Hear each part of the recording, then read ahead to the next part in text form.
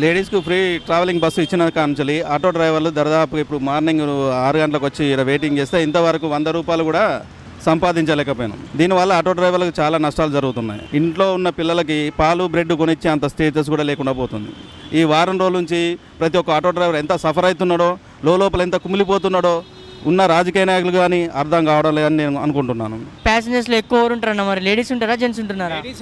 Maximum ladies ఎక్కువ శాతం. ఎందుకంటే వాళ్ళు ఈ బస్సులో ఎక్కకుండా వాళ్ళ గమ్యస్థానం అంటే గలీలో కావచ్చు, లేకపోతే దింపడం కావచ్చు, ఏది కావాలన్నా బస్సు పోదు కాబట్టి 99% ఆటోలనే ఎక్కువ ప్రిఫర్ చేసేవాళ్ళు. ఇప్పుడు ఏం చేస్తున్నారంటే వాళ్ళకున్న గమ్యస్థానం పోయిన తర్వాత అక్కడ నుంచి ఆటో మాట్లాడుకొని వెళ్ళిపోతున్నారు. ఇక్కడ నుంచి మాట్లాడుకుని పోయేది అక్కడ నుంచి మాట్లాడుకొని పోవాల్సి వస్తుంది. దీనివల్ల మనకు వచ్చే గిరాకీ డ్రాపులు కానీ చాలా తక్కువ అయిపోతున్నాయి. మీరు ఓలా ఊబర్తో రైడ్స్ వెళ్తారా అన్న? ఓలా ఊబర్ రైడ్స్ వల్ల ఇప్పుడు వరకు మేము పెట్టలేదండి. 2016లో ఓలా ఊబర్ లాంచ్ అయినాయి. 15 నుంచి 16 వరకు లాంచ్ అయినాయి. అప్పటి నుంచి ఇప్పటి వరకు మేము ఓలా ఊబర్ పెట్టాము. ఎందుకు పెట్టామంటే కిలోమీటర్ పికప్ ఉంటుంది. అక్కడ నుంచి మళ్ళీ పికప్ చేసుకొని మళ్ళీ 1 కిలోమీటర్ నరపోతే 35 రూపాయలు వస్తున్నాయి. మాక్సిమం 3 కిలోమీటర్లకు 30 రూపాయలు దేనికి సరిపోతాయి? ఇటు గ్యాస్ చూస్తానో సిఎన్జి గ్యాస్ 97 రూపాయలు ఉన్నది, డీజిల్ 97 రూపాయలు ఉన్నది, ఎల్పిజి గ్యాస్ 57-60 రూపాయలు ఉన్నది. ఈ 30 రూపాయల వల్ల 1 లీటర్ గ్యాస్ కూడా రావట్లేదు కదా. ఒక డ్రాప్ వేస్తే 12 రూపాయలు మినిమం 30 రూపాయలు వచ్చింది. ఓలా ఊబర్ వాళ్ళు 12 రూపాయలు 10 రూపాయలు ఈజీగా కొట్టేస్తున్నారు. అలా వచ్చేది 20 రూపాయలు. 20 రూపాయలతోని ఏం పెళ్ళం పొరాలని చేస్తాం?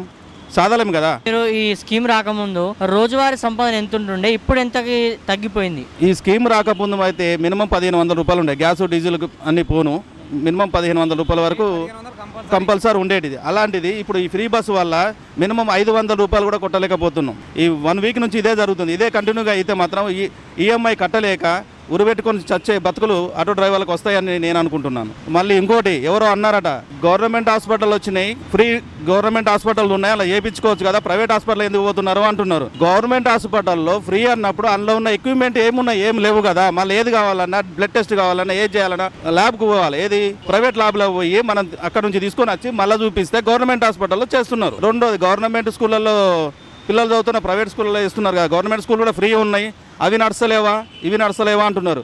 గవర్నమెంట్ స్కూల్లో ఎడ్యుకేషన్ టీచర్స్ కరెక్ట్గా ఇచ్చినప్పుడు గవర్నమెంట్ స్కూల్లో చదువుతారు. వాళ్ళ గవర్నమెంట్ టీచర్ పిల్లలే ప్రైవేట్ స్కూళ్ళలో చదువుతున్నారు. 99% గవర్నమెంట్లో చేసే ప్రతి ఒక్క వ్యక్తి, అది కలెక్టర్ కావచ్చు, మదర్ కావచ్చు, ఎవరైనా సరే ప్రభుత్వ ఉద్యోగాలకు సంబంధించిన ప్రతి పిల్లలు గవర్నమెంట్కి మాత్రమే వాళ్ళు చెప్పాలి. కానీ అలా చెప్పకుండా గవర్నమెంట్ పిల్లల్ని గవర్నమెంట్ నౌకర్స్ ప్రైవేట్ స్కూల్లో వేసినప్పుడు మధ్యతరగతి ఉన్నాడు అప్పో సొప్పో వేసి చేస్తున్నాడు. ఎందుకు?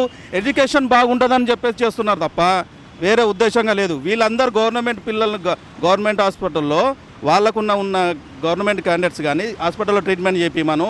అలాగే ప్రైవేట్ స్కూళ్ళలో పంపించిన అందరినీ గవర్నమెంట్ ఉన్న వర్కర్స్కి ఉన్న పిల్లలు గవర్నమెంట్లో పంపించండి, అప్పుడు మేము కూడా పంపించగలుగుతాం. మీ నుంచి కానీ మీ ఆటో యూనియన్ నుంచి కానీ ప్రభుత్వానికి ఒక విన్నపం అందించాలంటే ఎటువంటి సందేశాన్ని మీరు ఇస్తారు మీ తరపున? మా తరపున ఇవ్వాల్సింది ఒకటే సందేశం, ఓలా ఊబర్ మ్యాక్సిమం 100% బంద్ చేస్తే కొంతవరకు మెరుగవుతుంది. శాశ్వతంగా మెరుగు కాకపోవచ్చు కానీ 50% మెరుగవుతుంది. అప్పుడు ఫ్రీ బస్సులు కంటిన్యూగా నడవచ్చు. అలాగే ఓలా ఊబర్ ఇలే కంటిన్యూ అయిపోయింది అనుకోండి, ఓలా ఊబర్ వచ్చిన తర్వాత ఆల్రెడీ సగం పడిపోయింది.